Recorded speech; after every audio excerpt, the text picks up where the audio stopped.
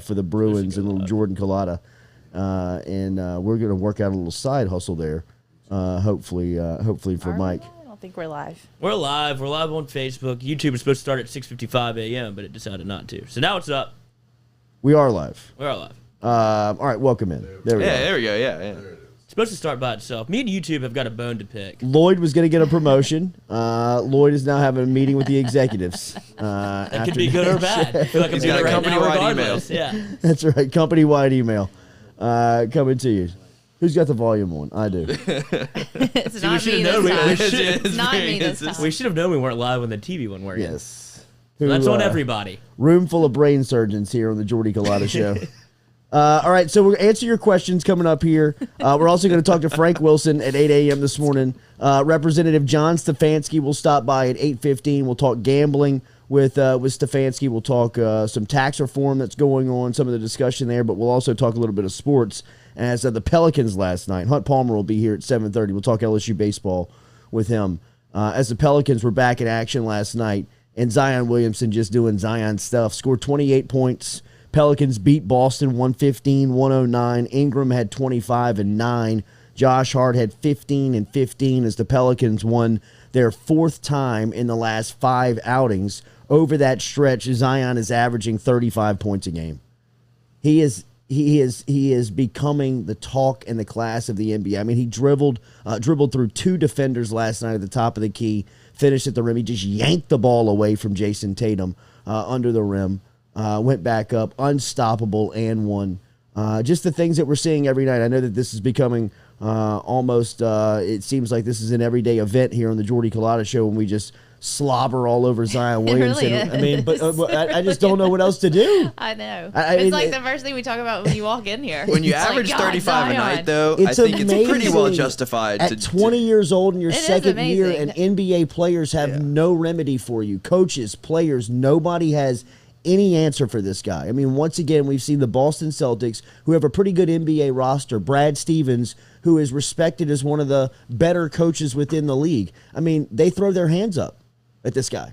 I mean, they don't know what to do with him. Now, the Pelicans have to figure it out as a team around him, and I'm giving them a much bigger and larger grace period because of how dominant he is. And I think that there's some things to figure out around him. He's not this plug-and-play championship guy. I mean, there's some things you have to figure out around his capability, but the things that you're watching every night with Zion, if you're not watching, then you're probably rolling your eyes at this conversation every day. But if you're watching, you're saying, my God, I mean, he's a point guard. I mean, he dribbled the ball through his legs 4 times last night before he made a move at the top of the key, split 2 defenders, and made a layup. I mean, like, stuff Magic Johnson was doing in 1984-85 when he was just like, people were like, who is this guy?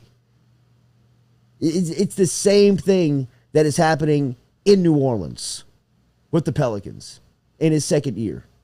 And, you know, it was on display last night as they beat the Celtics 115-109. They faced Orlando next. The Pelicans made 50% of their shots last night. A lot of that was Zion. I mean, they were 16 of 31 from three-point range, 17 of 30 from the free throw line. You know, I mean, some nights the Pelicans look fantastic. Other nights they look horrendous. So but this is every the night first Zion game. is there. This is the first game in front of Celtics home fans. Yes, in Boston. You know who was missing last night? Tristan Thompson. You think? Caught the COVID about 3 days ago. It's like, Coach. chill out. Coach, just head tap. I don't want none of that. Yeah. We're good. But it just look, man. I know that we talk about it every day. But it was on display yet again. Just the greatness of Zion and who he is developing into. So we can talk a little bit more about that. I know Representative John Stefanski would want to talk about that. So we'll talk some Pelicans and Zion coming up here at 8:15 on the Jordy Culotta Show. Remember, every day we're brought to you by Go Chevrolet. Every day our coffee is provided by Majestic Coffee, which is locally owned and operated out of the New Orleans area, and you can find on social media all over the place and every day on the Jordy Culotta Show. And everybody we talked to on the phone coming up this morning, Hoont Palmer at 7:30, Coach Frank Wilson of the Pokes down in Lake Charles with McNeese at 8 a.m. this morning, all compliments of Metropolitan Health Group. Real doctors, real solutions with Jason Ramazan and Charlie Harvey over at Metropolitan Health Group, and they bring you our phone line every day to our guests that are coming through. So we will talk to Hoont Palmer coming up here at 7:30 this morning. We'll also talk to Frank Wilson coming up at 8 a.m. So half the Final Four is now set when you talk about last night's Elite Eight games going final. The first was Houston, who overcame a 17-point lead to hold off Oregon State, 67-61. And Oregon State was trying to make a run to make this thing interesting at the end, but Quentin Grimes hit a three-pointer with 3:21 left that broke a 55-all tie, and then the Houston Cougars were off and running and on their way to the Final Four. This is going to be the first Final Four for Houston since Akeem Olajuwon and Clyde Drexler and Phi Slamma Jamma went to the championship game in '84 and lost to Patrick Ewing in Georgetown. So an incredible run for Houston this season, as they are now 28-3 on the year. Kelvin Sampson, who is widely recognized within the sport as being one of the bright minds, and has usually run into some trouble in spots that he's ended up, most notably Indiana, now has the Cougars in the Final Four. But the story of last night has to be Baylor, right? A number one seed in the Baylor Bears going to the Final Four. And this is Scott Drew, who I was telling Lloyd when we came in here, if you talk to coaches or if you pay attention to the coaching industry, it seems like Scott Drew aggravates a lot of people within that trade. To me, he has a very similar feel to Will Wade. Like if you listen to people talk about Wade, whether it's national talking heads or it's coaches around his conference. I mean, we were talking about the Nate Oates stuff on Pardon My Takes last podcast over at Barstool, and you can hear that Oates is annoyed by Wade. You can hear that they just don't get along. You can tell that Wade and Oates kind of poke at each other, and they just annoy and aggravate one another. Scott Drew has the similar feel, or did, when he was coming up. He's pretty well established within the coaching industry now, but he has that type of feel within the coaching talk discussion. People that I've just been around and heard talk about, coaches within the industry. There's a lot of people that love to hate Scott Drew, and one thing that you can't do in that position is you have to respect what he's been able to accomplish, because I think last night is kind of the icing on the cake, or this weekend will be kind of the icing on the cake of one of the greatest rebuilding stories in college sports history. When you talk about Scott Drew and what he's done to Baylor basketball, we were talking about documentaries this morning. And all of us kind of were talking a couple of documentaries. Right now, I just started the Tina Turner documentary on HBO Max. I started it last night, and it looks like it's going to be phenomenal. Yeah. I'm into part one, and they're going in and detailing the relationship of Ike and Tina Turner. And this is before the 1981 People magazine interview in which she went public with, just kind of the details of that relationship. But right now, it's kind of in the story building and the fundamental process or the foundational process of building that relationship within the documentary, and it is gripping. It is fascinating. Another documentary that I would recommend to anybody that likes college sports, but more conspiracy storytelling, just some of the dramatic things that sell on TV, but this is a real life story. Is the Showtime documentary Disgraced, which came out in 2017, which details the story at the Baylor basketball program back in 2002 when it was run by Dave Bliss, who was a pretty respected coach in college basketball when he took that job at Baylor.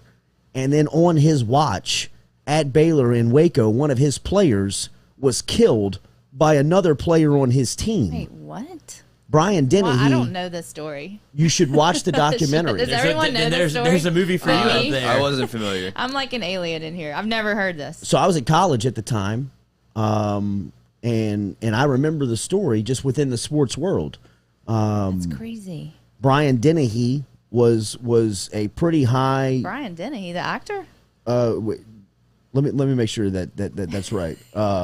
Patrick Dennehy. Wait, no, Patrick Dennehy. I'm sorry. We don't Is need it to laugh. Brian Dennehy, the No. actor? Yeah, Brian Dennehy's the laugh. Yeah. Okay. But Patrick Dennehy was the player, and he was murdered by Carlton Dotson, who was another teammate, and in fact, like one of his good friends on the team, took him out into a field in Waco, Texas, and shot him and murdered him I think it was over drugs or money or something within the team. But Dave Bliss, who was the head coach at Baylor at the time, attempted to avoid NCAA violations by claiming that Dennehy was like a bad person. No way. Like started to stomp on his grave and try to assassinate his character after he had been murdered to avoid violations, being in trouble, and was bringing in the documentary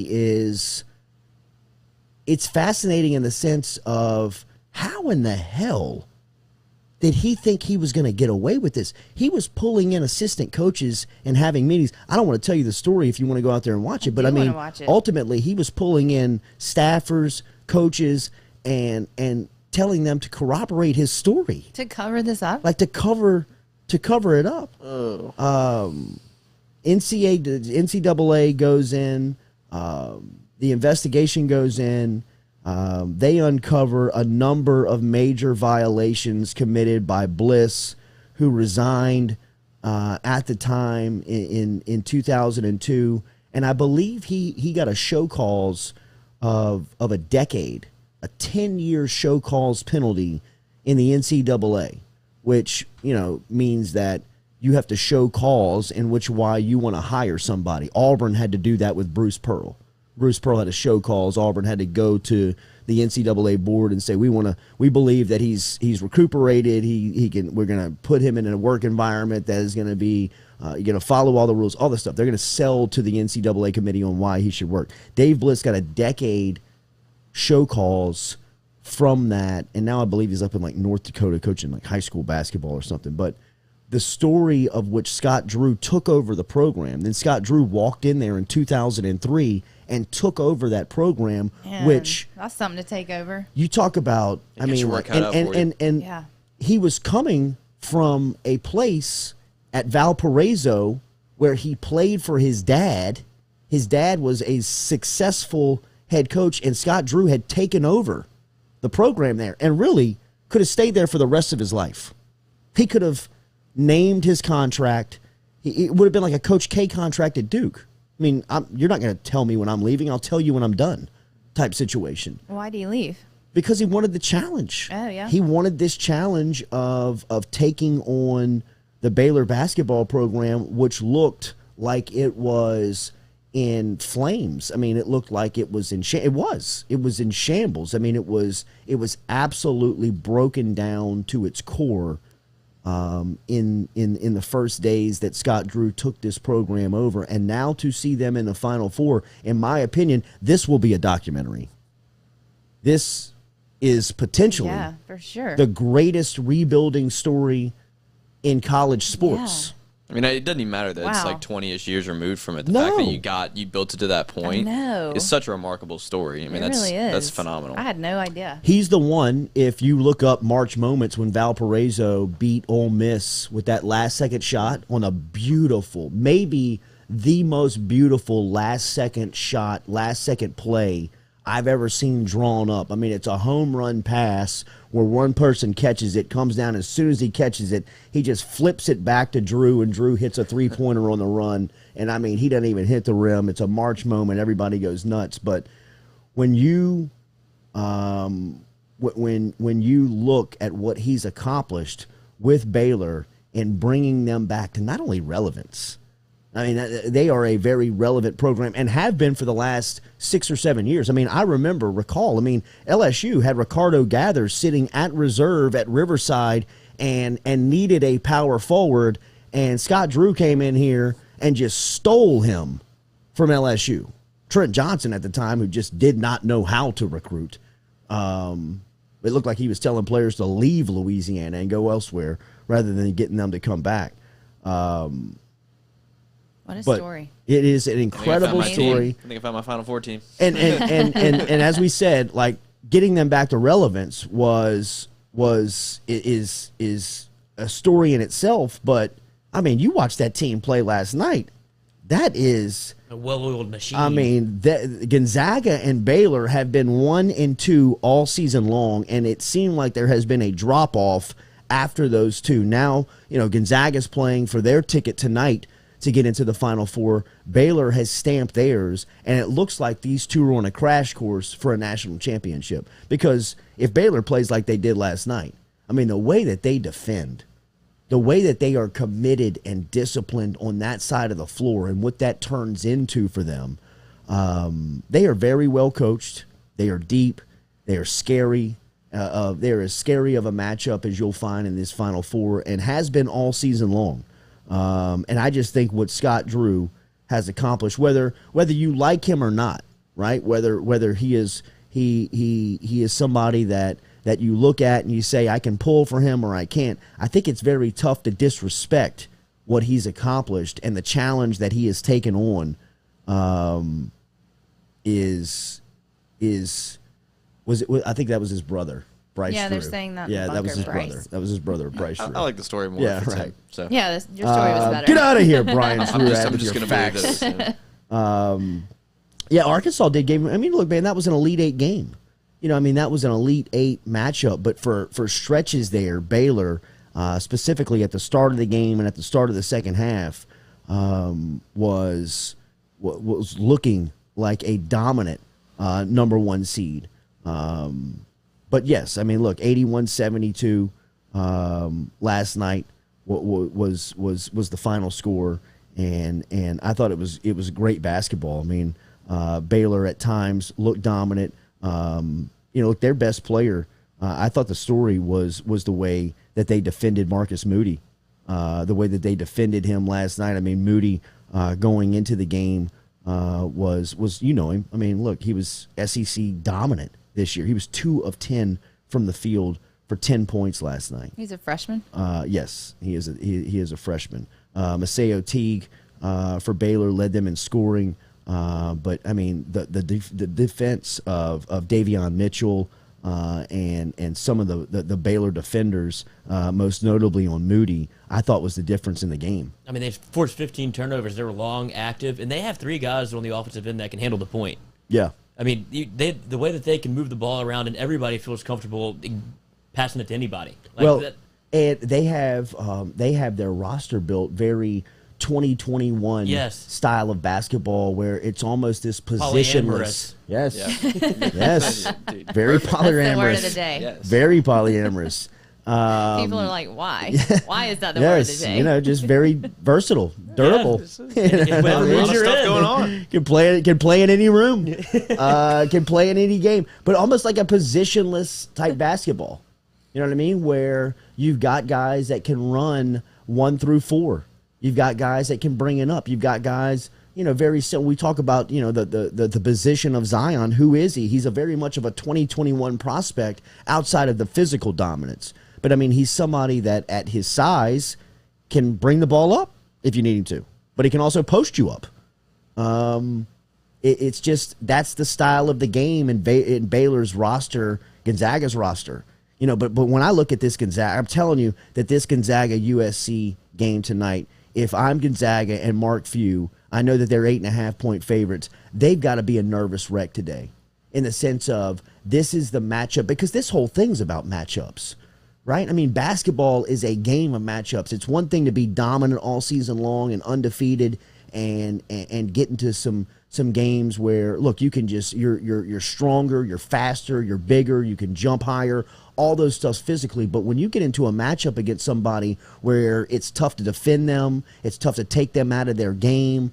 Also, Gonzaga hadn't played a competitive game in nearly 3 months. I mean, really. Yeah, they haven't been tested. Not only have they haven't been tested, they haven't competed. Like, they haven't had to really get down and compete for 40 minutes. And I think they're going to have to tonight. I mean, the USC roster and the matchups alone would make me a nervous wreck if I'm Few and Gonzaga. I think that the Gonzaga is far and away the better team. They have the better accomplishments, right? But when you look at trying to defend a guy like Evan Mobley, and just you look around your roster, and who's going to do that? He is such a nightmare of a matchup, and there's more players besides Devin. I mean, his brother Evan Mobley is a hell of a matchup as well. Devin's brother? It's Devin and Evan? Yes. Oh. Nice. That's when you can just yell in the kitchen and just get a vent in there and they No, I screwed that up. Evan Mobley is the dog. Yes. Evan Mobley is the one that is dunking on people's heads right now. He looks like he's going to be the potential number 1 pick in the draft. And they didn't get a lot from him the last time out in the way they looked dominant. But just when you look, his older brother Isaiah is the other Mobley brother. But when you just not Evan. No, it's not. Dang. But they also have seniors on this roster. Isaiah White. They have a couple of guys that are veterans. I just think from a matchup standpoint, and it is a game of matchups. Basketball is a game of matchups. I mean, some teams are just bad matchups for other teams. Alabama was a bad matchup for LSU. I mean, playing a team 3 times is very difficult to do in any sport. But, I mean, you look 2 out of the 3 times, Alabama beat LSU in totally different ways.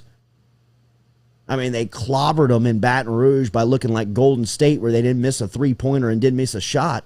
And then they beat them in Tuscaloosa, where they just beat them in the paint. Yeah, they made, like 6 threes that game? Yeah, they shot like 24 or something like that? They weren't making any threes, but they were just pounding them in the paint, and they beat them in a totally different style. It's just a bad matchup for LSU. Now, you play somebody the 3rd time that's got a lot of talent, you get into a slugfest, anything can happen.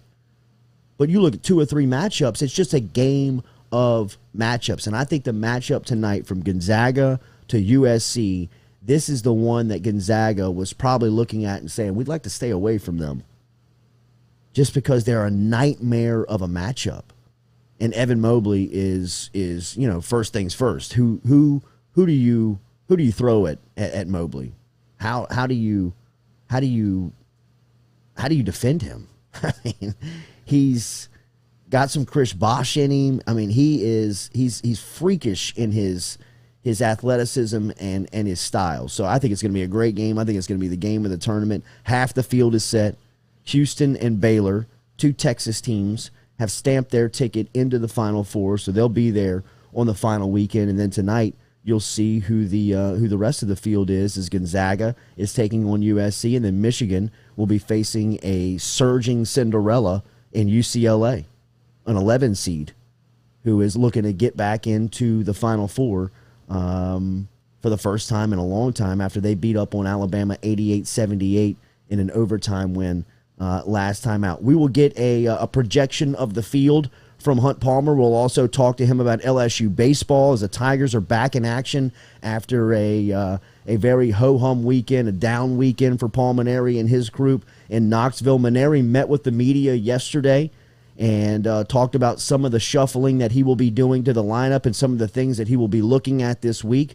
We'll talk to Hoont Palmer about that and get his ideas coming up next here. Don't forget that we're brought to you every day by Advaniclean. Advaniclean, water, fire, and mold. You see that around the house. You smell it around the office. You sense fire damage anywhere around any of your properties. Get in touch with Advaniclean today. Remember, Bradley Lynch and his crew are working around the clock over at Advaniclean. You can find them right here in Baton Rouge as they are located in Industrial Plex, and they can help you today. The one call, and it's going to take care of everything for you. They will work directly with the contractor. They will work directly with the insurance company and make sure that your job is taken care of, highest quality of work, on time, and they'll take care of working with the insurance company as well. 369-5228 is the phone number. 369-5228. That's a 225 area code here in Baton Rouge, and they're online where you can find them at advanaclean.com. That is AveanaClean.com. Water, fire, mold, any of those damages around the house, the office, get in touch with Bradley Lynch and Avana Clean this morning at AveanaClean.com, 369-5228. All right, let's link up with Hoont Palmer here. You got a Bluetooth it, dog. All right, let's take a break, and we'll be right back, and we'll hook up with Hoont Palmer. Can you be assured that the air and surfaces in your home are clean, sanitized, and safe for you and your entire family? You can now by logging on to Valera.com/Jordy Culotta, where you, your home, your office, your family can be protected 24/7 with active pure technology. This NASA-based science has proven 99.9% reduction of airborne SARS-2 and COVID-19 virus in just 3 minutes. Log on now to Valera.com/Jordy Culotta. Have a late night and can't make it for the Jordy Culotta show at 7 a.m.? No worries. Catch us on demand on Apple, Spotify, or wherever you listen to your podcast.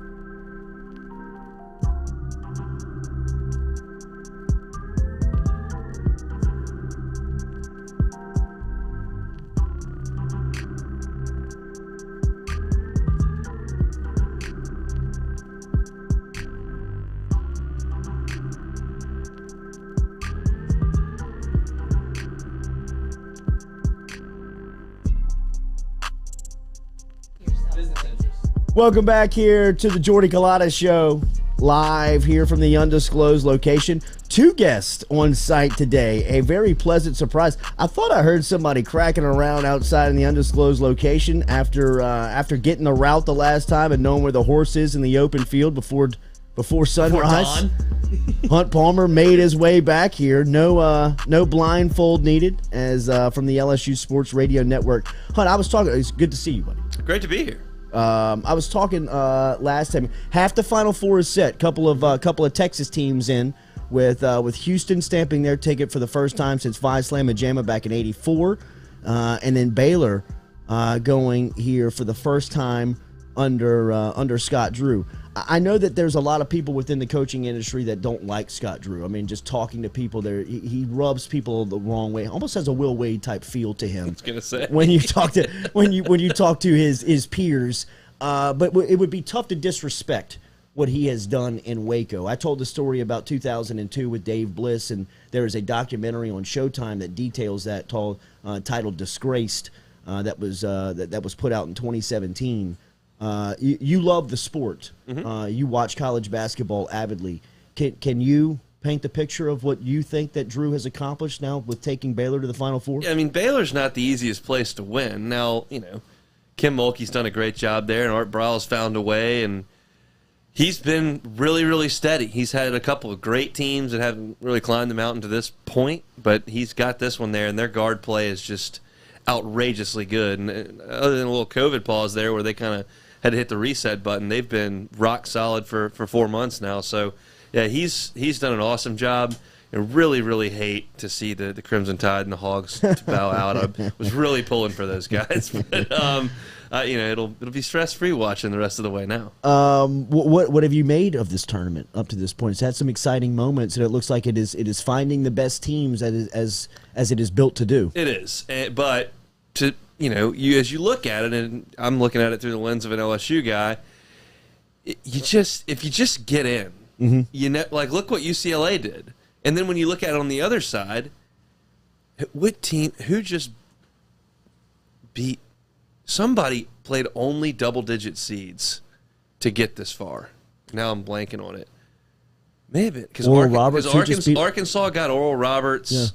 Like they got they caught some breaks. And so if you just get in, you can beat some people like UCLA, one games, and then you can get lucky and have some teams that you're supposed to play bow out.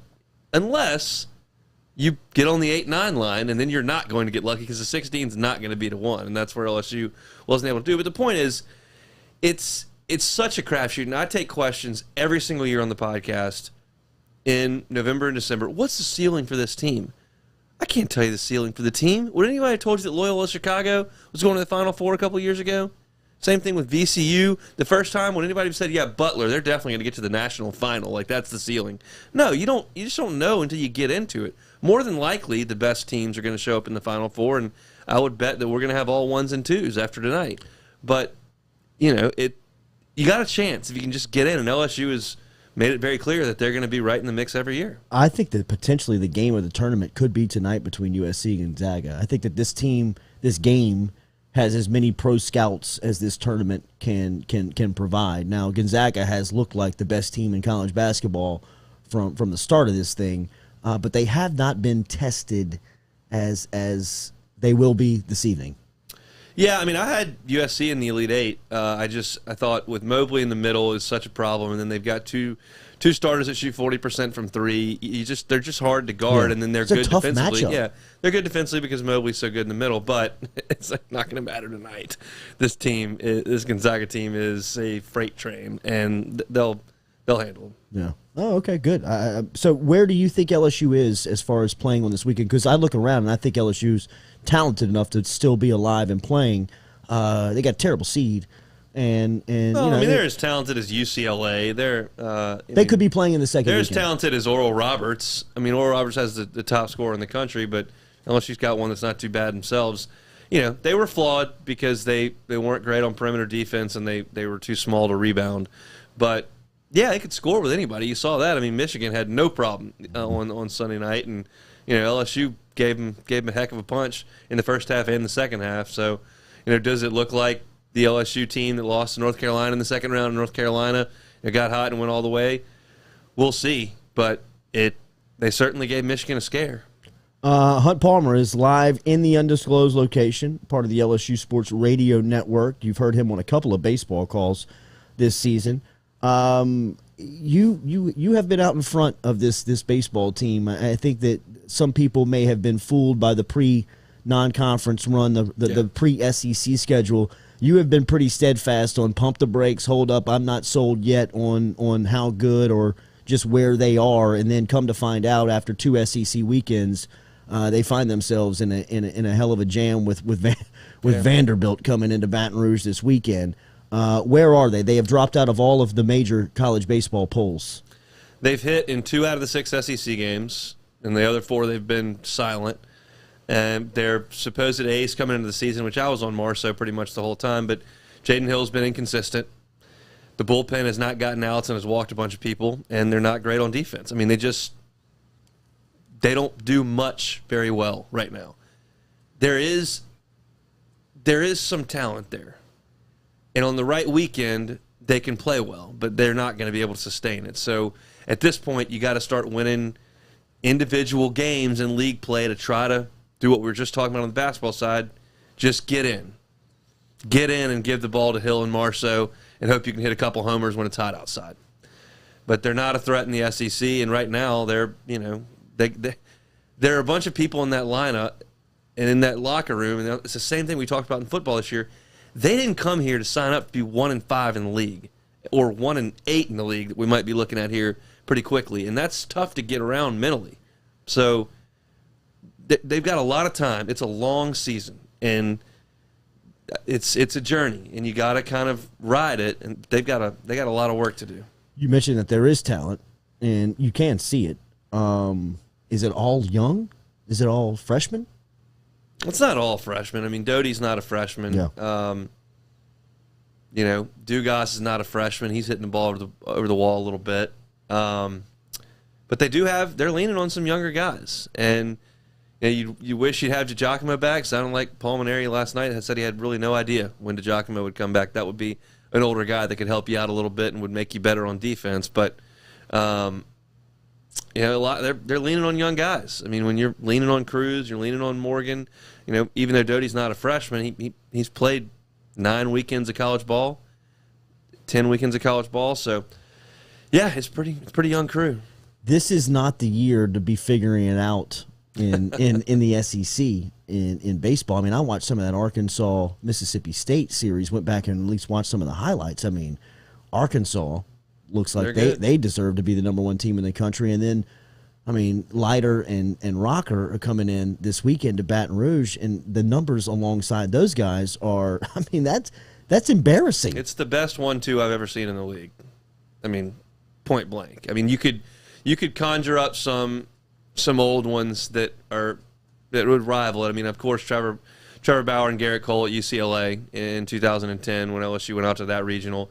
Rice had their starting rotation all go in the top 12 picks of the draft, all 3 of them, and didn't get out of their own regional. That's a fireable offense, huh? Yeah, well, Wayne Graham was had some tenure over there, so they decided to let him stick around. But LSU was the beneficiary of that. A&M beat them and came to the box during the smoke era. That LSU was headed to Houston to face those 3 guys. Wow, what a break! Yeah, so got to Omaha, went 0-2. But so I mean, it's unbelievable. I was looking at some stuff on them yesterday. How do you feel if you're their number 3 starter, Schultz? They're 16-3, and he started all 3 losses. Oh, wow! One of the bullpen guys got a loss. So buying every meal. He's only got 2 on his. I think the guys in front of him in the rotation are going to have some coin here a little bit later in the summer. They can probably help him out there, but it's the best 1-2 I've ever seen in the league. That's scary. What about the rest of this Vanderbilt team? I mean, usually they've come in with a lot of athletes as well. They got a guy who's got 16 or 17 steals in 22 games. You might want to keep him off base. It's a good lineup. It's not, it's a good lineup. There's no question about it. But LSU's pitching can hang with their lineup. It's just a question of, do your bats show any pulse in the first 2 games? And I've heard some people toss out, well, you ought to just throw Marceau on Saturday, the last game in the series, to try to win one against Schultz. It doesn't work because you're moving the series up and you moved everything back last week, and you can't ask A.J. Labus, who threw 100 pitches on Sunday, to come back on Thursday. Or Friday, and Jaden Hill's been worked really hard for the last 2 weeks, over 100 pitches, and then was laboring last week. So I just, unless you just want to totally throw off and throw Helmers on Thursday, you can't really do it. It's not going to work. I mean, I understand the logic because at this point, like I just said, you're trying to win any game you can win. Yeah. To try to get yourself to 14 SEC wins, which will generally get you into the tournament. But it's going to be tough sledding this weekend. What's more concerning for you, the walks that they're giving up on the mound or the strikeouts that they are? The walks on the mound. That's so controllable. Literally. I mean, strikeouts are going to happen. Guys are throwing 96 miles an hour in the SEC these days. You're going to strike out a little bit. But if you can just, mount a punch, hit some extra base hits, hit some home runs, you'll live in this day and age. I don't love it, but it is what it is. It's hard to hit 94, 95 mile an hour fastballs. Walks, throw it over the plate. I mean, when you lost to Mississippi State 3-1, all 3 runners that scored, you walked. You give up a leadoff walk. In the last inning on, I'm losing my track of days because of the rain delays, but in game 2, you walk the leadoff guy and he comes around to score. You cannot walk people. You got to throw it over the plate. Hoont Palmer joining us here, LSU Sports Radio Network. What do you anticipate seeing from LSU Football Pro Day later this week? Anything that? I hadn't even thought about that. As I think about, it's you think about guys testing and what it would look like. I mean, is Kerry Vincent going to be there? He's going to test pretty good. I mean, that's a guy, as I look at, what does the tape say versus what does the combine say? His tape is better than LSU fans would have you believe from 2019. I agree. But on the combine deal, he would light it up. And so if he's able to go out there and run, he'll be awesome at that. Yeah. Jamar Chase, do you have him going ahead of Devonta Smith, or do you believe that the year away will cost him that draft spot? I don't think he gets out of the top 10. No, I don't either. NFL guys look at different things. If you're looking at the size and the durability, I would go ahead and go with Jamar Chase. Now, Smith's production was sensational last year. He's quick, he's sudden, he catches everything. But are you worried that he may get roughed up a little bit? I'm not smart enough to know all that kind of stuff. I'd take either one of them and be pretty happy about it. But I will say this.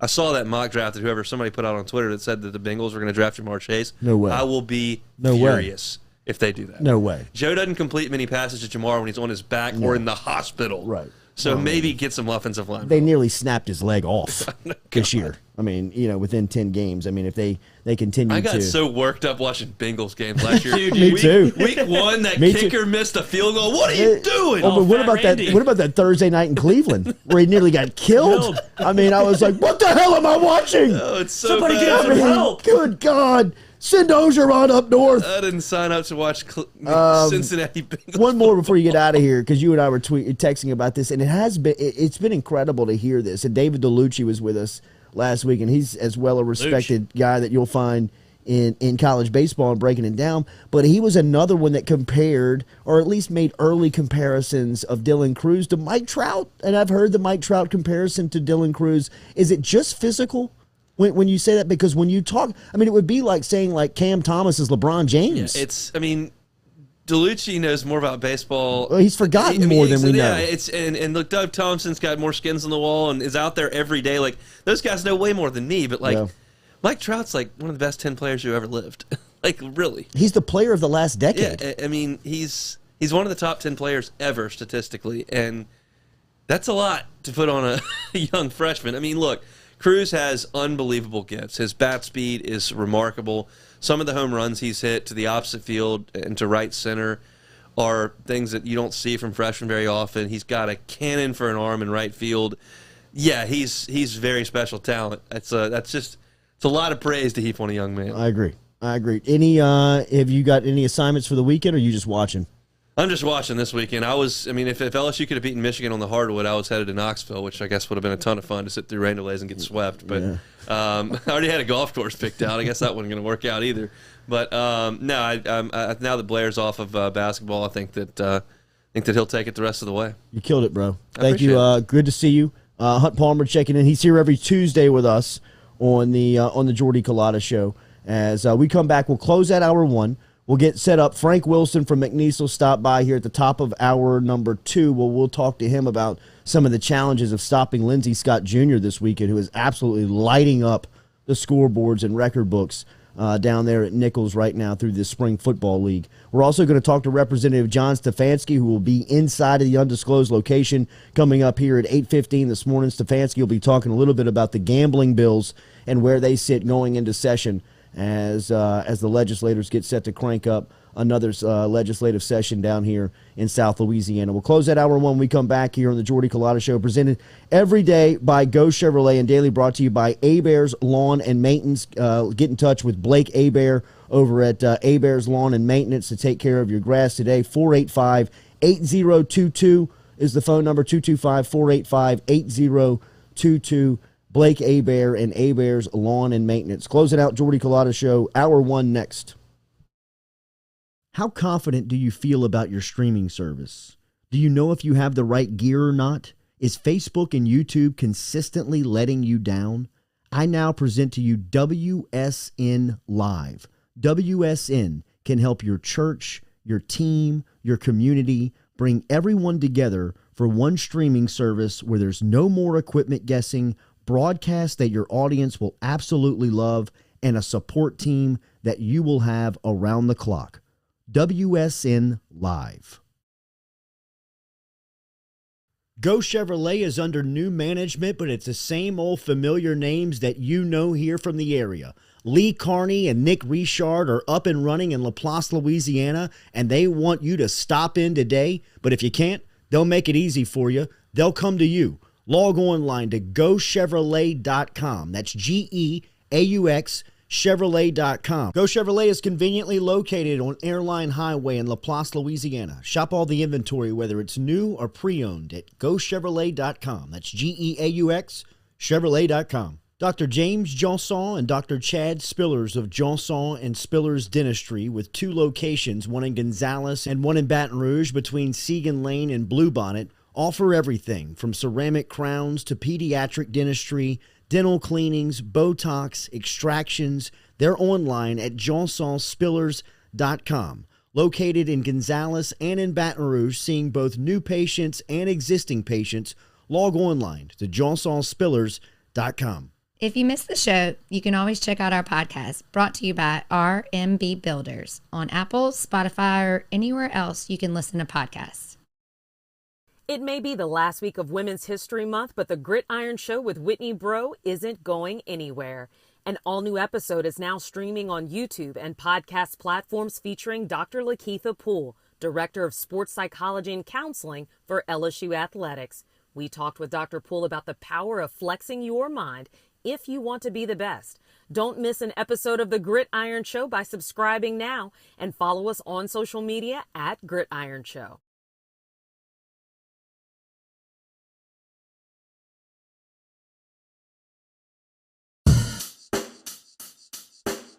Check the mic and make sure it sound right, boy. Real folks.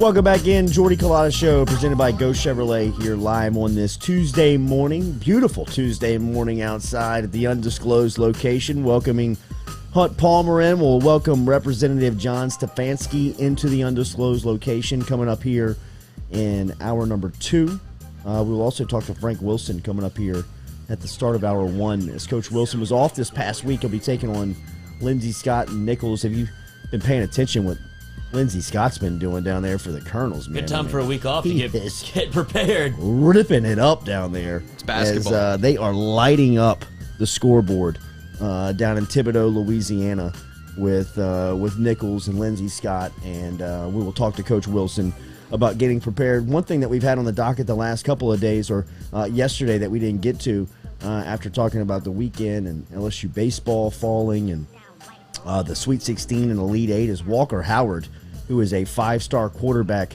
out of Lafayette, went over to the Greater Houston area Elite 11 regional camp over the weekend and just balled.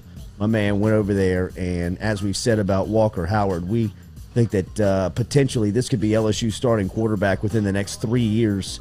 4.63 laser time, 40-yard dash. I think that's the number that jumped out to everybody, was him showing off a little bit of his speed, because you know he's got the arm strength, you know he's got the live arm, and he was putting that on display as he had he had an incredible junior season. He threw for over 3,400 yards and 42 touchdowns, 5 picks, led him to State Thomas More to a Division I state championship.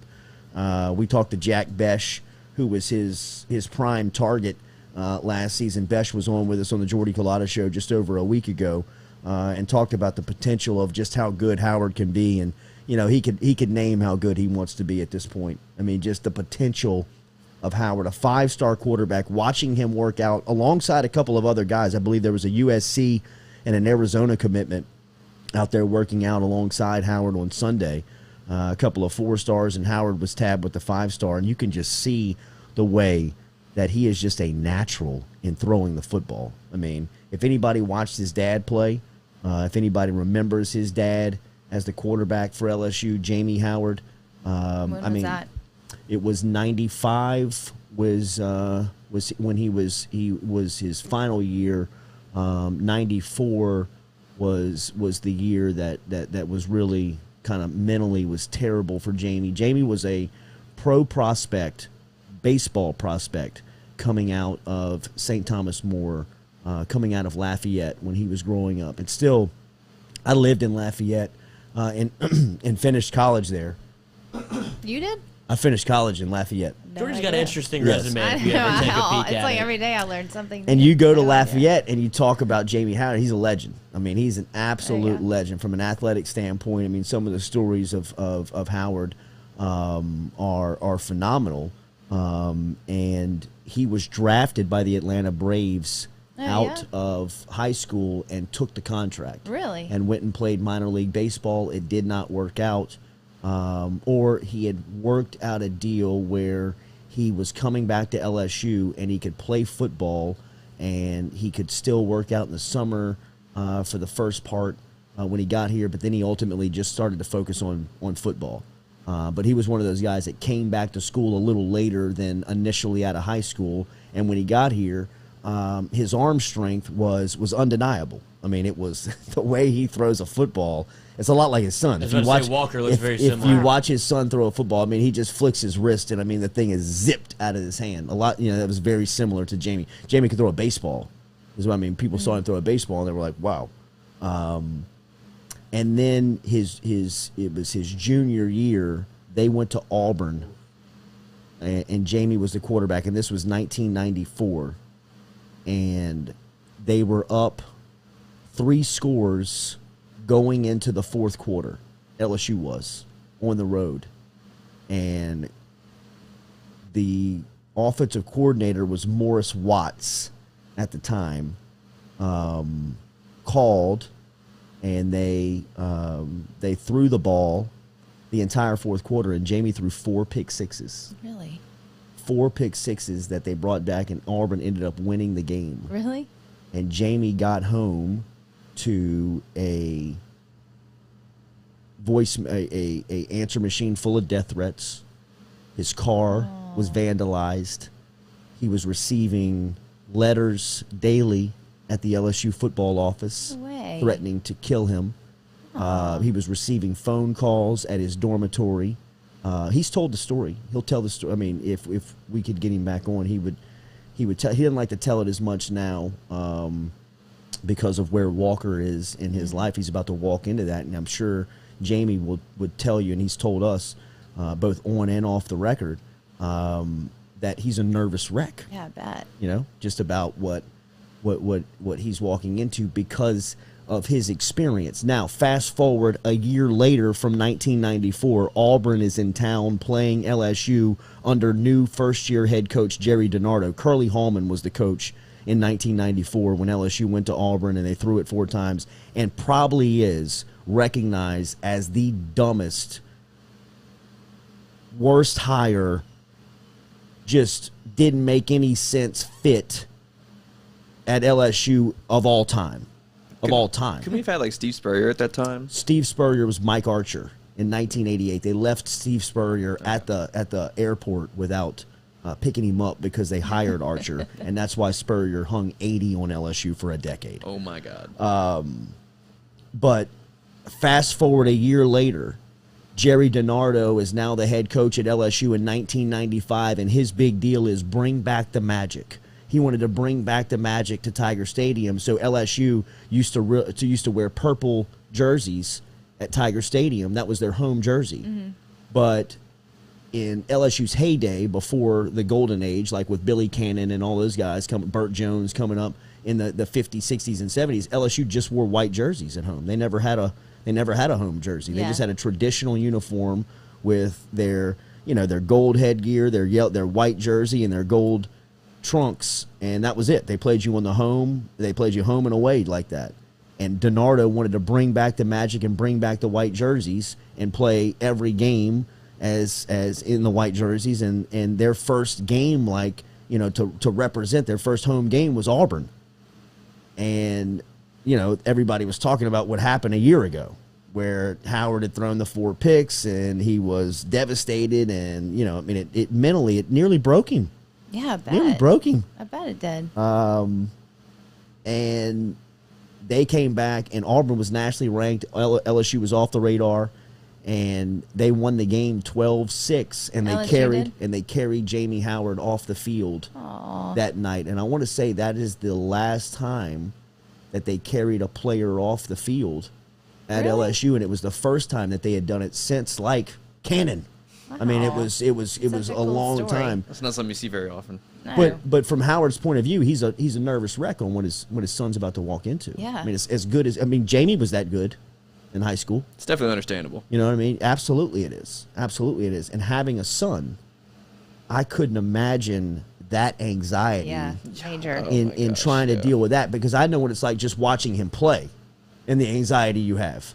When you just watch your son play, you're anxious and you want to try to control and you want to try and make things and try to dictate the outcome, and you want to have all this control over it, but you have zero. So it's just this helpless feeling. To have a feeling of that experience and that type of exposure for your child that you have no control over from this seat, but yet you know what it could entail and just how bad that could be. You know what I mean? And dealing with that has to be. Yeah. Crazy. Yes, Jesse McCormick brings up a good point. Didn't they carry Burrow off? I believe they carried him off against Alabama. At Alabama. At Alabama is when they carried him off. I saw that. That was amazing. They did carry off Les Miles that night at Texas A&M, where they saved his job in 2015. But as far as players go, Jamie Howard was carried off the field that night. I mean, like on the field, on the shoulders of his teammates, and it was a great scene. It was a great scene. It was a phenomenal game. Troy Twilley picked one off in the back of the end zone, I believe in overtime, and the place went.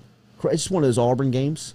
There's always a story around an Auburn game. There's always story around an Auburn game. Let me take a real quick break, come back, and we got Frank Wilson joining us here on the Jordy Culotta Show, presented every day by Go Chevrolet. And daily, we are brought to you here on the Jordy Culotta Show by Elevate Treatment Center right here in Baton Rouge. Remember, Elevate Treatment and Recovery Center is located here in Baton Rouge, as you can get in touch with them for drug and alcohol rehabilitation today. This is a tough call, and this is something that you don't want to do necessarily, but something that you may feel like you have to do. If it's for you or if it's for a loved one, get in touch with Elevate Treatment Center today. They're located online, ELEV, the number 8 treatment.com, where they are dedicated in treating patients who are battling drug and alcohol addiction, and their goal is to guide you in your steps towards recovery and help you achieve and maintain sobriety. Online, elevatetreatment.com. We come back, we'll talk to Frank Wilson about McNeese football coming up here next on the Jordy Culotta Show.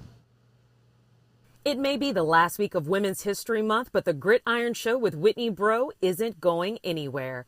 An all-new episode is now streaming on YouTube and podcast platforms, featuring Dr. Lakeitha Poole, Director of Sports Psychology and Counseling for LSU Athletics. We talked with Dr. Poole about the power of flexing your mind if you want to be the best.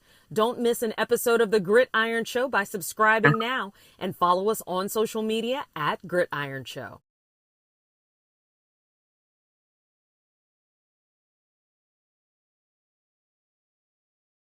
How confident do you feel about your streaming service? Do you know if you have the right gear or not? Is Facebook and YouTube consistently letting you down? I now present to you WSN Live.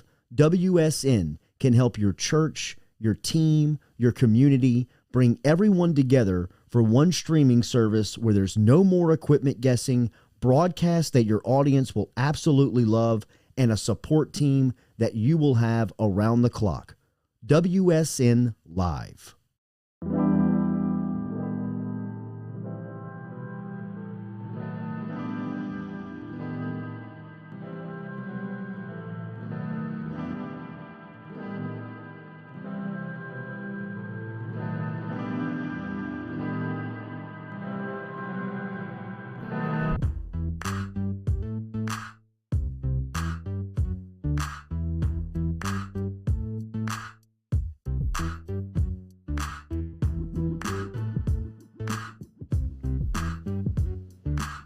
Every Tuesday here on the Jordy Culotta Show, we link up with Frank Wilson, the man in charge of getting back McNeese football, and they have been through so much in a crazy, crazy year. I mean, it was you almost have to be told it and see it on paper to believe it, the adversity that this program has been through, and now here they are going into their final, or one of their final regular season playing dates, as they will travel over to Nichols to face the red-hot Colonels right now as Coach Rebo and Lindsey Scott Jr.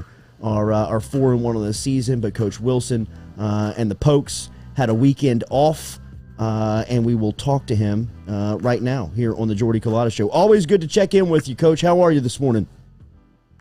Doing well, Jordy. Thanks for having me. Glad to be back on, babe. Yes, sir. Yes, sir. How do you use the bye week in a season that has been so quirky for you and the guys? But after a lot of hard-fought football through the opening part of the season, how do you use the weekend off? Lick our wounds. Get our football team better. Finally, try to get some guys back, especially in our offensive backfield and in our secondary. Where we'll need contribution this weekend as we take on Nicholls State in our final home game here in the Hole. And so you said it best. They're red hot right now. Very talented football team that put up 80 points, put up 75 last week, 50 points the week before. They are as talented, as good a football team as there is in FCS football. And so we concentrated on ourselves and bettering ourselves, looking at the things that we've done well and how to build on it, looking at the things we have not done well and how to correct those things that we don't get exploited this weekend. And the development has been good. Our program, our football team continues to ascend in the right direction, and as we make preparations for this weekend. Coach, Isaiah Chambers is a defensive player for you that has experienced some success this season. We've highlighted your offense at times in talking about Cody and some of the wide receivers, Trevor Begay, and how they've been making an impact. Talk about your defensive unit and how you've seen that side of the ball grow here over the last couple of weeks. Tell you what, we platoon. We do a platoon system with our defensive line. We're too deep at that position group, and so we rotate them in. We keep them fresh. It's allowed us to play our best football. It's one of the strengths of our football team. We have negated a couple of teams from a rush standpoint. One of the better teams in the conference we are from a rush defense standpoint. And I think it's helping us in the back end as well because we're applying pressure. And so when Isaiah, I believe, had 4 sacks last week, and maybe as a unit 14 tackle for losses. And so it speaks to the unit as its entirety. In the back end, we have some talented guys that have played well for us. We had a couple that did not play last week. And we bit, but we didn't break, so we gave up some yardage. But we have guys back there, Jordy, that run well enough that we nullified opponents from getting into the end zone. And so only 7 points on the day. So I was proud of our defense. And I think in the last couple of weeks, we had one game where we didn't play our best. We didn't put our best foot forward against Incarnate Word, the team that Nicholls handled pretty well this past weekend. We didn't play well in that game, and a lot of that was schematic things that we could have done better. I think since that point, we've been pretty good. And in 2000 or 21, you can hold a team in the 20s in overtime and fourth quarter and in the teens. You give yourself a chance, and we've been there. So I think we're playing good enough defensively that we can win football games.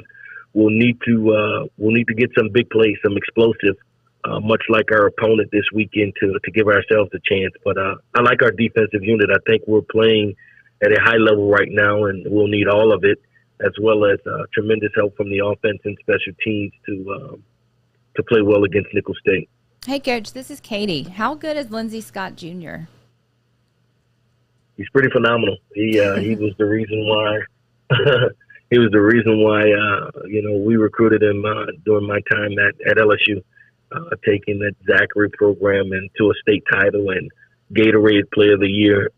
He was all that we thought he was back then. Got a transfer in, a guy who just happened to be out of this world to go on to win a Heisman. And so he sought to go another direction.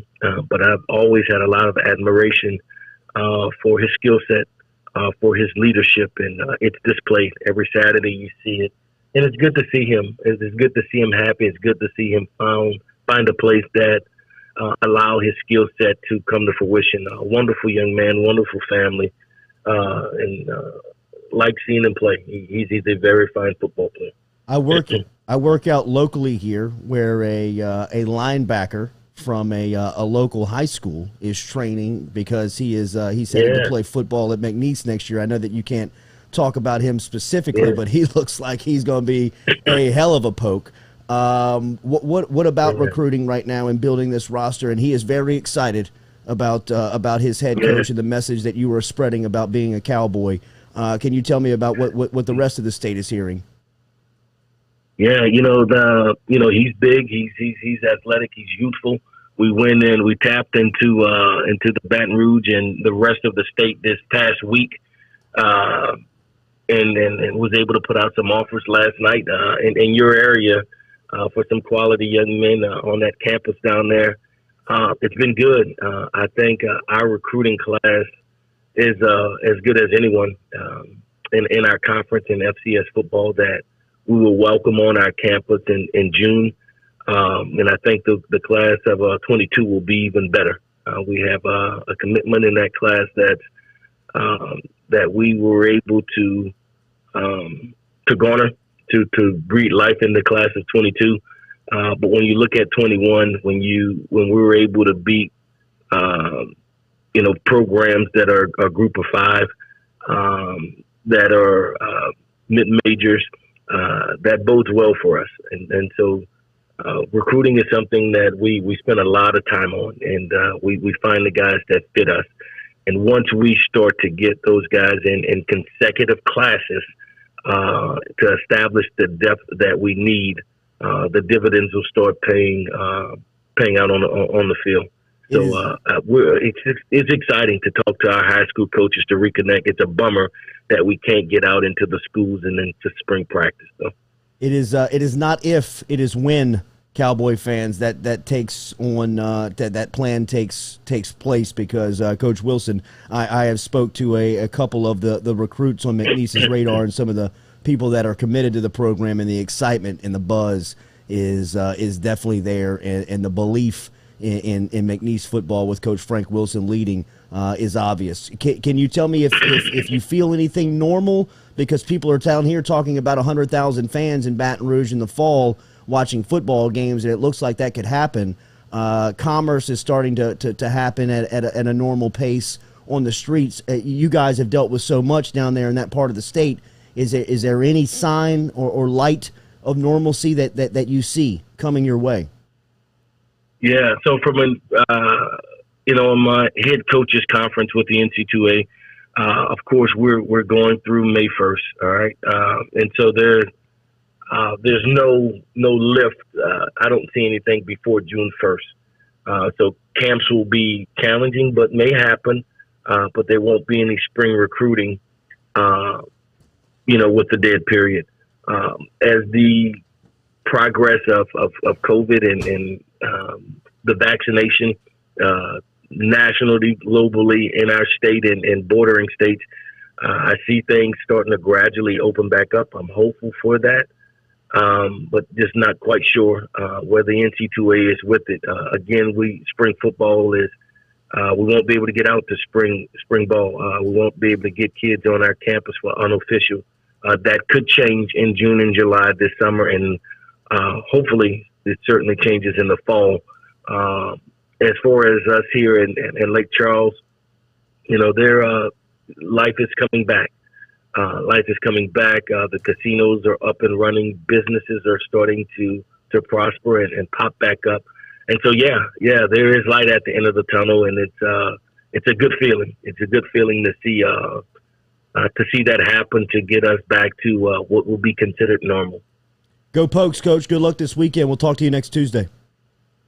Thank you so much. Go Pokes. Yes, sir. There he is. There's Frank Wilson checking in from Southwest Louisiana, over there in the Lake Charles area, that has dealt with so much adversity over the last year and a half. Forget the football stuff, man. I mean, there are images that come out of McNeese's football stadium of the sidelines and the playing surface well underwater up into the bleachers. to see where they are and the belief that Frank Wilson is spreading. I was talking about Micah Davey, is the linebacker, Rohan's son, who is at University High, who's committed and signed. I didn't know if he had signed. That's why I was presenting the question on whether or not he could talk about him specifically.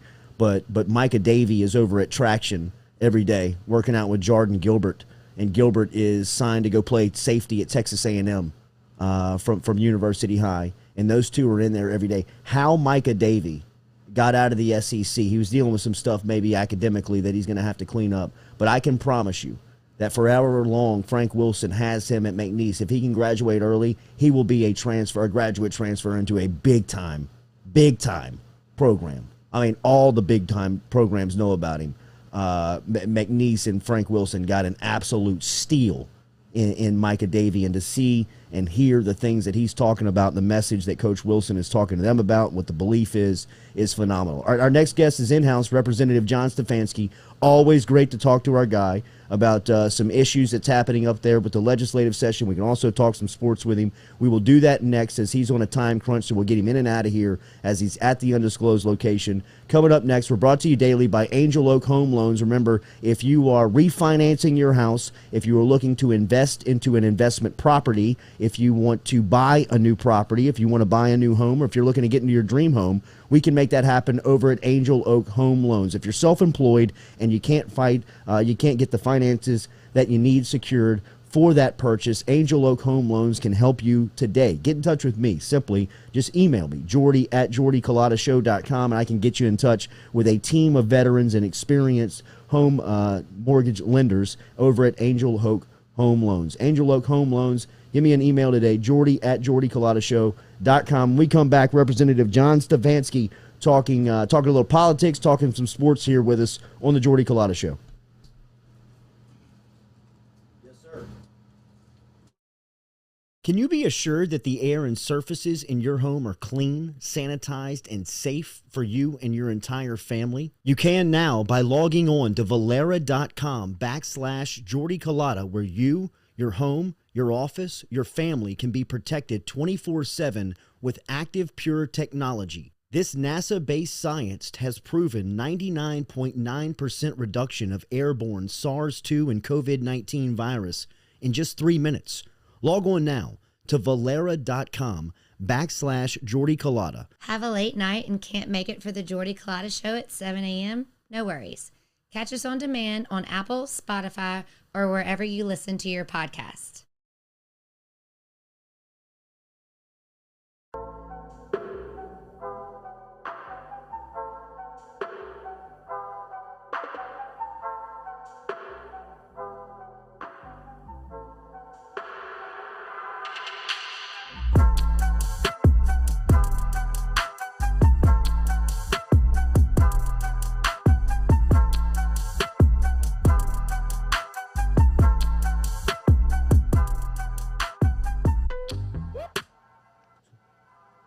Welcome back here to the undisclosed location, Jordy Culotta Show, presented every day by Go Chevrolet. Couple of guests in the undisclosed location today. Two of our favorites, Hoont Palmer, stopped by in hour number one, and it's always good to see our guy, Representative John Stefanski, who is representing our state up at the state capitol, obviously, and legislative session is set to go.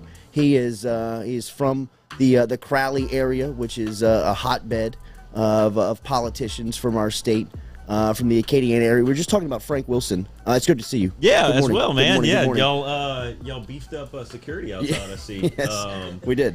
The barbed wire got higher, but the dogs are actually nicer. Yeah. They recognize me this time. Well, I mean, you've been by, and which we appreciate so much and told the dogs about has been your loyalty. Because we've seen some of the screenshot text messages that have come across from some people asking on where the location is, and your loyalty and an ability to keep your mouth shut is very political of you and very endearing to the Jordy Culotta Show, so you've always got a space here. You know, the pressure has been unbelievable. I had no idea. Everybody who watches the show has been hammering me on where the location is, and where this is at, and I've saved tight lips, and we can't break the trust, and for that you are always welcome here, Representative. It's good to see some you. Good friends, some really close friends want to know, and I've held out, so it's been fun. I see that the loyalty, man. It's very Italian of you. Somewhere along the way, you've got to have some Italian blood. We're talking to Coach Frank though. Yeah, we're talking to Coach Wilson, and you know that part of the state. You know our entire part of the state, but you're so familiar with that part of Southwest Louisiana. For him to say out loud the stuff that the people have dealt with, forget the football program, just the entire community and people of that part of our state, and to hear them talking about getting prepared to play football this weekend is incredible. It's really amazing that they're even able to do some of that stuff. I passed through going this weekend on my way to Houston, and just kind of took a detour to go through the city a little bit, and it's really shocking if you haven't been there in a while, because the trees are still down. They still haven't picked up debris.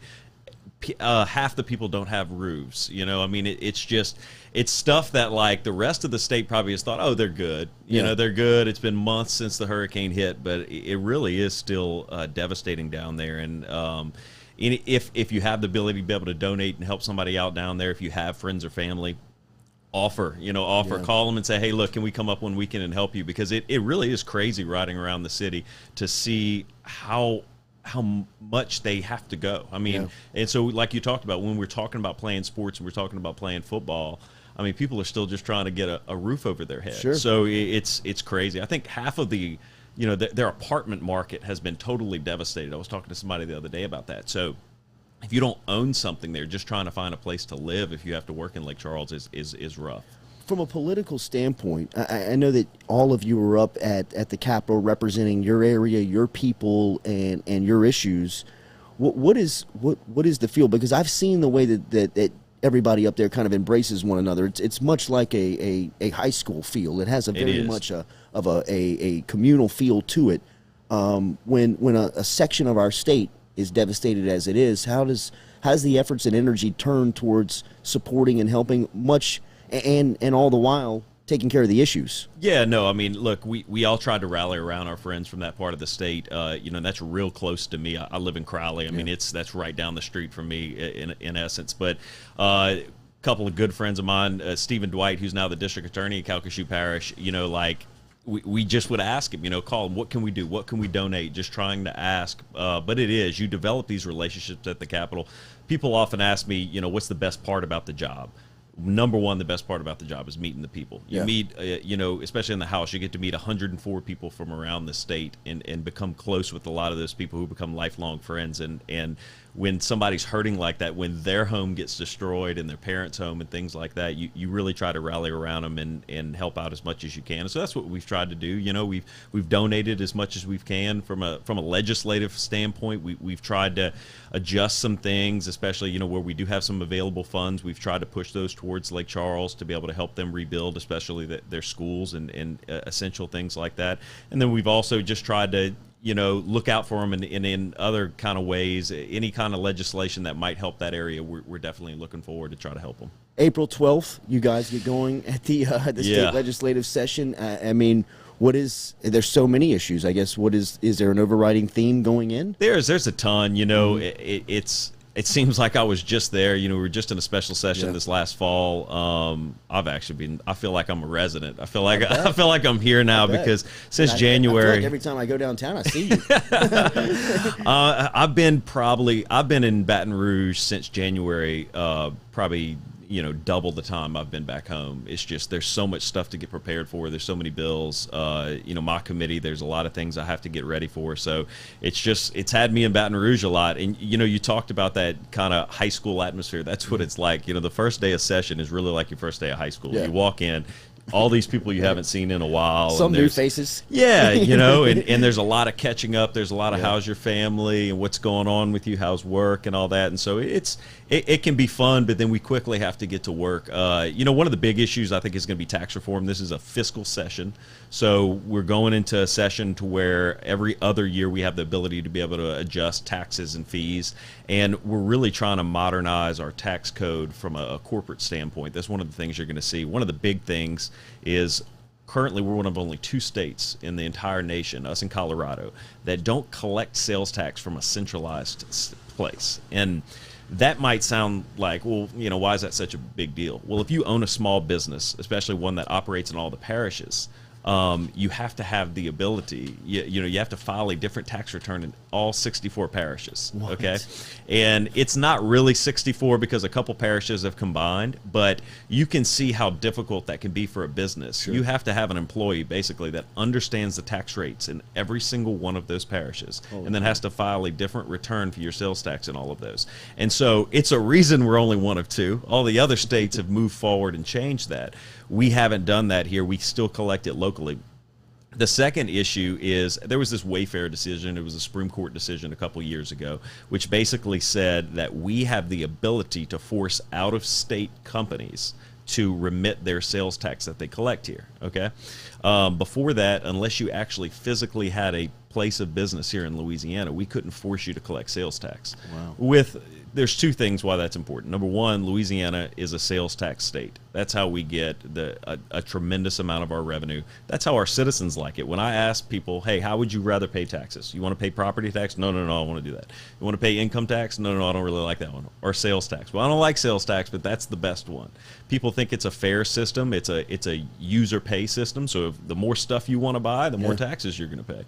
Well, with that said, as our economy moves more and more online, where, that's what we all do. I don't think I go to a store to buy clothes anymore unless it's like a suit or something like that. Everything's coming online, and we have to have the ability as a state to make it competitive. All right. So if you're going online and you're not paying sales tax, but the business down the street who's employing people and they're doing everything the right way, collecting their sales tax, they have to charge you a sales tax. It's an unfair advantage. And so with a centralized system, it gives us a better playing field to be able to collect those taxes and also make it a fair, just a fair playing field across the board. So I think it's important. And it's one of those issues that's revenue neutral. It's not going to raise anybody's taxes, but it would have a huge impact on it, not only modernizing our system, but also our efficiency and attracting businesses to come here to Louisiana. If that changes, if that goes into works, how long does it take that to be implemented? So it's basically as quick as we can do it. So what it would be is it would be a constitutional amendment this year, okay, which would go on the ballot because, like Louisiana, we like to lock everything in the Constitution. This is one of the things that we've locked into the Constitution as well, the way we collect our sales tax. So the voters would have to approve it, and then after that, we would set up, again, like we do a lot of things, the regulations behind that. But this is such an important thing. I think from a state perspective, we would roll very quickly on this if the voters would approve it. Sports gambling. A lot of our audience is very much paying attention to this topic and this debate. Where are we? It seems like we were gaining momentum as far as the legalization and getting close to it. Where is it, and how do you feel going into the session? Yeah, so the last time we talked, obviously we talked about how the voters had approved it. They approved it, I think, in 55 of the 64 parishes last time we talked. And then since then, that's been dominating a lot of my time up at the Capitol, is trying to figure out all the variables. So you haven't seen any bills filed for a reason, and it's because it's just very complicated. If I wasn't in the legislature and I was just outside looking in, which is the perspective I love to keep, I'd be going, what's the big deal? Legalize it. It shouldn't be that complicated. Well, it is. So first of all, who's going to get the licenses? Okay. So I'm looking at all these other states on how they set everything up. They normally award the licenses to a set amount of people, but it doesn't necessarily have to be that. You could award an unlimited amount of licenses and allow all kind of different people around the state to get one. So what does that mean? Do we want sports books in every bar and every restaurant and all that? Do we want that level? Or is that like London? Isn't that like London? You can sit down and bet on anything in London. You can, but there's in my opinion, the actual sports book. So when we think of showing up somewhere with all the lines and all the TVs and all that, that is traditionally happens, kind of in your casinos, in your traditional gaming establishments. So we're looking at that. Then there's another element we talked about last time, mobile. Okay, I'm still a firm believer, unless we have full mobile, the ability to be able to bet on your phone, this really isn't going to raise much money for the state. Okay, so I'm a big proponent of that. Well, that's great, but there's a lot of intricacies on how you set up full mobile. Okay, and then third, as I'm looking at all these other states, with this growing trend we see when we talked about a sports book in every bar and all these other things. Well, what we're seeing out of these other states is they're doing these kiosks. Okay, so you have your traditional sports books in your gaming establishments, but you also have the ability to go to a bar or restaurant and have this kiosk where you can go to the machine, put your money in, and place a bet. And so who gets those? Who gets the mobile license? You know, because we've looked at other states. There's one state recently that put it up for auction. They basically said, we only want one provider of mobile. We don't want all this competition. Give it the highest bidder gets the ability. The highest bidder gets the ability to have the mobile license. And it's a very profitable way to do it, because what happens is, let's say you have 20 of these mobile operators. They're all competing against each other. They're all undercutting each other. And when they undercut and they lower their profit margin, well, the state doesn't get as much, because if they don't make as much money, the state doesn't make as much money. And eventually there'll be a winner, but how long is that going to take? So there's just a ton of things that go into this, and that's, you know, stuff that I didn't even really fully understand. And then on my side, you know, I'm going to carry the tax portion, because when we passed it, we said it has to be taxed. So nobody likes taxes, but this has to be taxed. There's no other way that it will be enacted without it. And then the appropriations part, which is where does the money go? So I'm going to try to handle those two elements in my bill. And then again, complicated as well. What's that tax rate going to be? I'm looking around the rest of the country, you know, and trying to figure out what is a reasonable tax rate to be able to put. How is there going to be the same tax rate on the casinos who maybe have a full sports book versus the guys who are just doing a mobile application versus the guy that maybe just has a kiosk in his bar? So it is complicated, but the actual sports betting bill, whatever form that will take, has to be filed by Friday. It has to be filed by the end of the week. So you're going to see a version out then. I hope mine's ready for Friday too, because my bill has to mirror the regulation bill, because you can't have a regulation bill which sets up all these parameters without mirroring that on the tax and appropriation side. And so those two bills kind of have to be linked together. So I'm kind of in a holding pattern until I know, you know, what that other bill is going to look like. But we're working on it. It will be filed. I'm telling you, that's one of my main priorities this session, is making sure that we get that legalized and get it passed. I've heard from so many constituents and so many just people around the state who want it. We're watching other states do it, and we need to keep up with the other states in that area. We had somebody tweet at us and ask, why hasn't there been more bills placed around this topic? Is it because of kind of what you explained, because of just I think it's both. Grasp the scope of the. Yeah, you know, look, it's both, and then another reason, primarily, the Senate president, who has some stroke around the Capitol. Sure. He's a pretty powerful guy. He has decided he's filing one. And so we're in a fiscal year, we only get 5 bills. That's all we get. So you have to be pretty selective about your bills. I mean, 5 might sound like a lot, but I actually started off, I think, with about 15, and I've had to trim down to 5. It's very difficult to do that. And when you only have 5 bills, you want to make sure they have the best opportunity to pass. And so I think if you're another legislator and you're looking around and you realize that the Senate president's filing this bill, his probably has a pretty good chance of passing. And on that same note, I've decided that I'm going to team up with the Senate president. And so I'm going to mirror his bill, because I think his has the best opportunity to pass. So you're talking about the Senate president and the chair of the House and Governmental Affairs Committee, which is probably recognized as one of the most powerful seats in that building. In redistricting year, yes. In a redistricting yes, year, it's a pretty good spot. Teaming up on one bill, so you're in a good place. Redistricting, I know that is something that only comes up once a decade. You're the chair of that committee that oversees that. I'd imagine that is a topic that is as thorough as the one you just explained. Yeah, you know, so since when the speaker appointed me to that since January, kind of, you know, we talked on that a little bit last time, but I've been meeting Coffee's ready.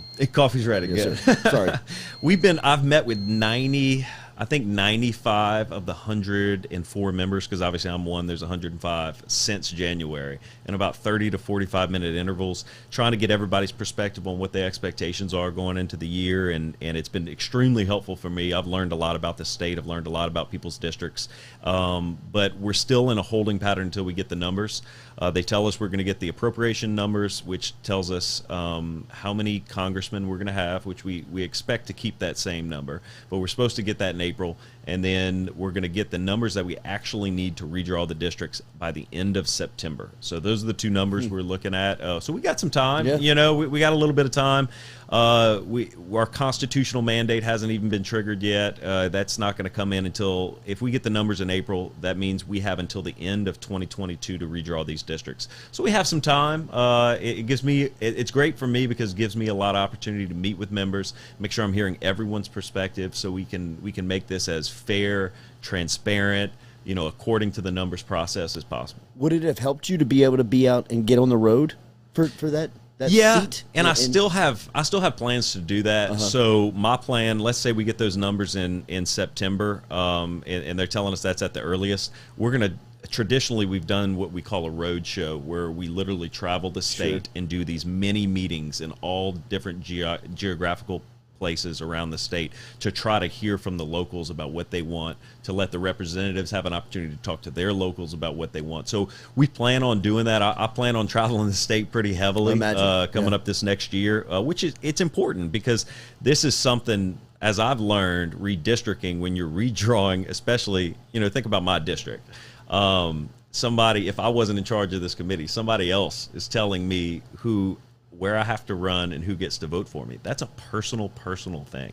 And when something is that personal, people's emotions get involved. And so you want to make sure everyone has a voice in this process, everyone is heard, and everyone gets an opportunity to give their own comment. It is always great to see our friend, Representative John Stefanski, who is in the undisclosed location, talking some politics and some of the issues that the legislators will be facing and filing coming up in this legislative session that takes place and gets going on April 12th. We have started the past 2 weeks of shows getting into major sports news, but we can't get past what Zion Williamson is accomplishing and what he is developing into down in New Orleans. You are a huge hoop head like we are. You love the sport. Love it. And you love the Pelicans. I believe we got Michael Jordan sitting in our backyard at 20 years old. I mean, the next decade for my son, I got to pinch myself all the time in saying what he's got an opportunity to watch, because he is extraordinary. I mean, he just doesn't exist. And I don't feel like he's getting highlighted enough. I mean, I know you talk about him all the time. You know, in Louisiana, we like to talk about him, but when the Pelicans got off to kind of a rough start and they lost some games, I feel like the national audience just kind of checked out. Yeah. Like wrote the Pelicans off. They started talking about how we were going to trade all of our players. You know, I think within 2 weeks, you know, of the season. And what he's doing is unbelievable. You tell me if he didn't play for the Lakers or New York, even Chicago, any major city, you know, and he's scoring 35 points a game as a 20-year-old. He wouldn't be on SportsCenter every night, highlight leading the newsreel, but that's okay. He's our guy. That's all right. That's exactly, he's our guy. And I tell you, look, Stan Van Gundy, when he came in, and he's gotten a lot of criticism this year because, you know, maybe we haven't done as well as people thought we were supposed to do. Yeah. But the reason Zion is getting highlighted so much is that shift to that point forward, he allowed him to do, and that's Stan, you know, and that's something we didn't see under Alvin Gentry, and he has unleashed Zion. He really has, because if you watch Zion last year, Zion really played back to the basket. He would turn his shoulders and go to the hoop and get blocked a lot. Yeah. You know, his size hurts him when he's not going downhill. And I think you saw Van Gundy recognize that. He's putting Zion downhill as much as he can. Put him in the open field. And he's unstoppable. He is unstoppable. Rick Carlisle made that great quote the other day. His comments were great. Yeah, he's just like, I mean, what do you do with the guy? Shaquille O'Neal with point guard skills. Yeah, and that's how he is. My favorite thing to do is when Zion makes contact with someone who tries to stop him at the rim, Zion, it doesn't change anything about him. Everyone else flies off straight of him. Up. Yeah. I mean, Tristan Thompson, 6'8", 260. He was like a fly on him when he went up and tried to block his shot. How about the tournament? You pay much attention to March Madness? I did. You know what I mean? Look, and obviously, I when LSU went out, I was watching LSU so close. I have this tendency. I guess it's just the Louisiana in me. When LSU gets knocked out of stuff, I don't know if it's a depression I go into, or it maybe is just a little bit of. I just don't care as much anymore. But I'm watching it. Obviously, I'm keeping up on SportsCenter. I haven't been as heavily involved as when LSU was in there. I was disappointed with our seeding, and then also with how we played. Even though I think we did play well, but how we finished there. So I haven't been watching it nearly as close as I was maybe if you had asked me a week ago. But I know we have half of our Final Four set now. Two Texas teams in Houston and Baylor, and then tonight. Gonzaga, USC, and it'll be Michigan and UCLA. I mean, Michigan, the number one seed that LSU fell to. What's your smart money on? I know everyone says Gonzaga. They say it's an inevitable thing that they're going to win. What do you think? I think Gonzaga's national championship is tonight. Okay. I think if they can beat USC, because I think USC is just a nightmare of a matchup for a lot of people, and specifically Gonzaga. I think if Gonzaga gets past tonight, this will be their toughest matchup because they've looked like a G League team from the time that they start. The only thing is the thing you have to watch is that they haven't been they've not been in a lot of competition. They've not been a lot of competitive games. They've blown a lot of people out. And tonight, I'd imagine we'll go through some windows of it's going to be highly competitive. They're going to have to be locked in. That's an exciting one to watch. And on another note, I know you were talking about Walker Howard earlier, that's obviously STM. Yeah. It's close to me. I get to watch a lot of their games. I've gotten my little cousin actually plays and is buddies with Walker. Okay. Yeah, my cousin Jack Stefanski is a running back on the team. Wow. And he was a little banged up this year, but they're loaded, Coach. He should get a good run next year. He built like you? He is much bigger than me. That's impossible. Wow. Yeah, Jack. I saw him the other day. Every time I see him, he gets a little bit taller than me. So he's probably 6'1", closing in on 6'1", and he's probably got another 10 pounds on me. So all football? No, he's a really good baseball player too. Yeah, he's in the middle of his baseball season now too. But anyway, Walker's his buddy, and so I hear a lot of updates on Walker. Hey, and y'all talked about the sports aspect. Everything I hear about the kid from a personality standpoint, he is unbelievable. Just a great person, and you always love to see that. Absolutely. When they're a good athlete, but they also are raised right and have and really are a good person. That's awesome to see. Very mature. I mean, some of the things that he's gone through off the field, losing his mother, and some of the decisions he's had to make around that have shown off his maturity. As well, Jack Besh, who's coming over to LSU. We had Mickey Joseph on a couple of weeks back, and Joseph's the wide receivers coach, and he said they've already got the plan in place for Besh on how they're going to use him next year. I mean, I didn't ask him if he was going to play as a freshman. He's like, they've already got the package built in for this.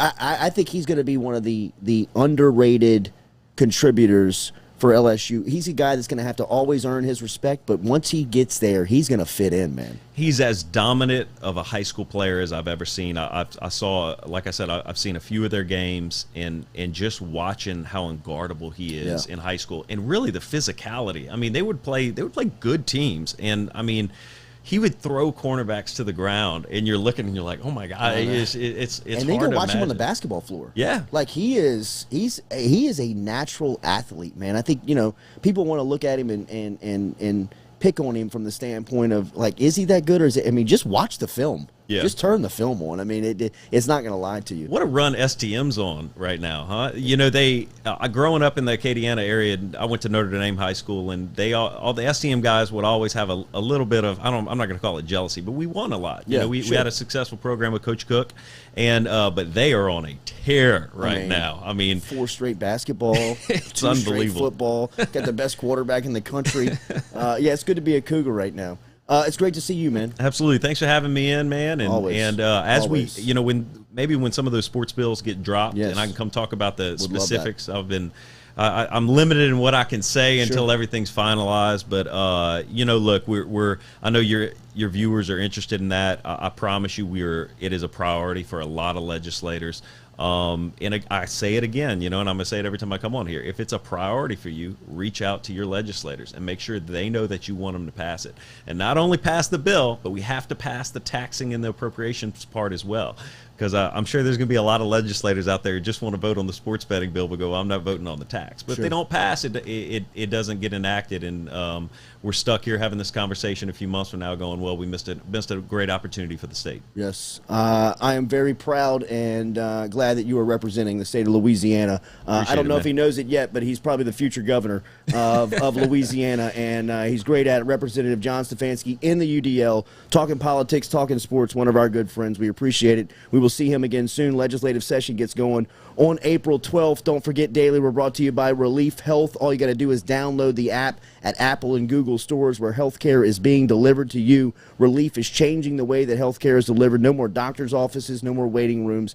Get to the Google app or the Apple app at Relief Health today. They have the vaccine over there with Moderna. Relief Health, proud sponsor of the Jordy Culotta Show. We'll be right back to close it out.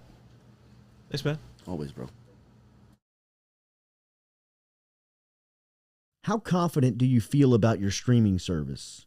Do you know if you have the right gear or not? Is Facebook and YouTube consistently letting you down? I now present to you WSN Live. WSN can help your church, your team, your community bring everyone together for one streaming service where there's no more equipment guessing, broadcasts that your audience will absolutely love, and a support team that you will have around the clock. WSN Live. It may be the last week of Women's History Month, but the Gridiron Show with Whitney Bro isn't going anywhere.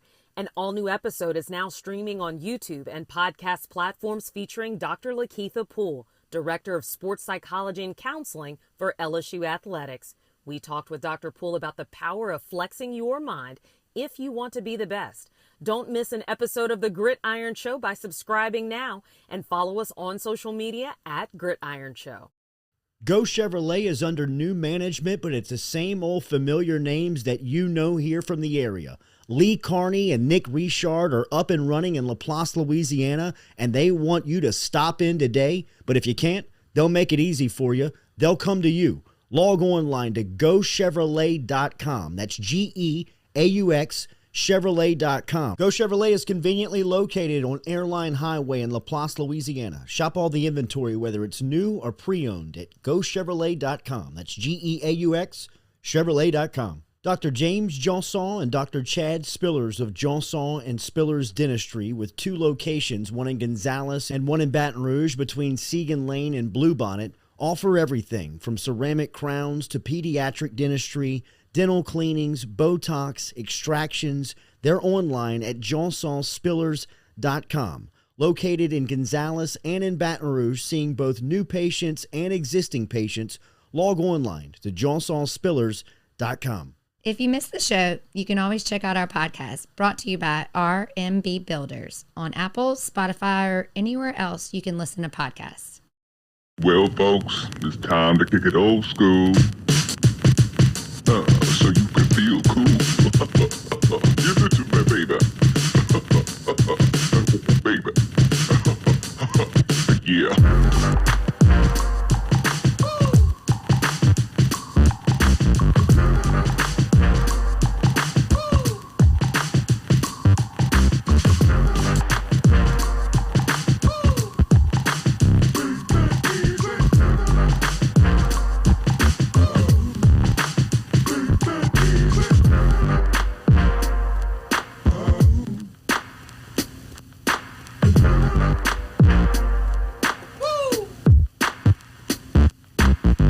All right, good stuff.